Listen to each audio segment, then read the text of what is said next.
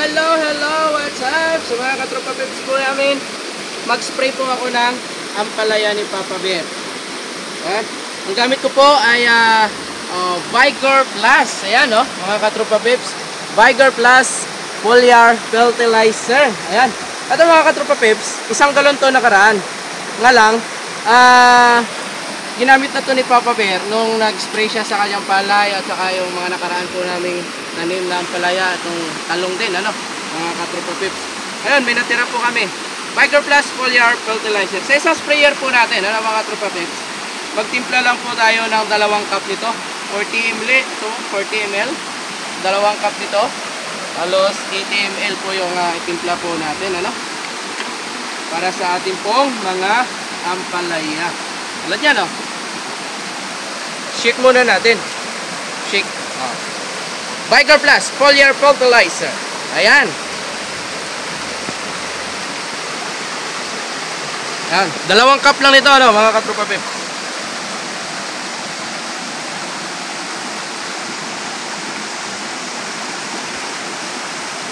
Ayan. Siyempre, dahil meron tayong nakita, meron tayong nakita ng mga kunting uhot.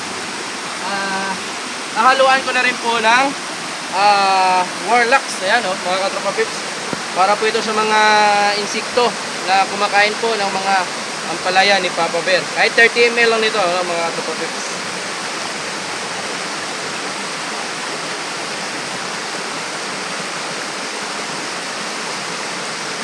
Ayan.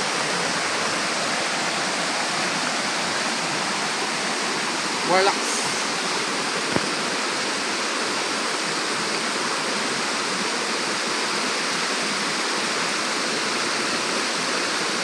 Unlimited water po tayo, mga katropa, dahil dito malapit na tayo sa ilog, hindi tayo mamumroblema sa tubig.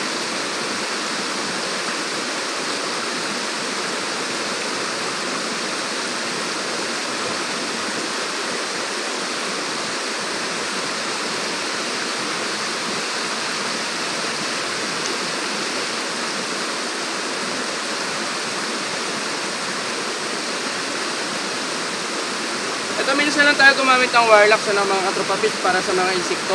Pag may nakita lang tayo na may mga insekto, gagamit tayo. Pero every week, nag-spray po kami ng Vigor Plus sa mga tanim na gulay ni Papa Bear. Dahil napakaganda po ang Vigor Plus, foliar. Kahit hindi tayo maglagay ng abono palagi. Pero pag mayroon tayong Vigor Plus, ay maganda yung magiging outcome ng ating mga.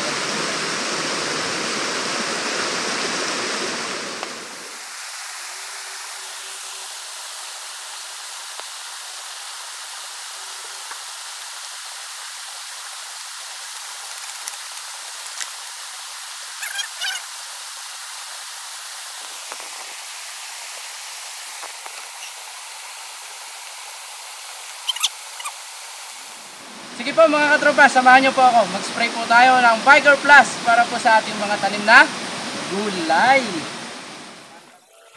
Hello yan sa mga kaibigan, kapamilya po namin, mga ka-farmers po namin.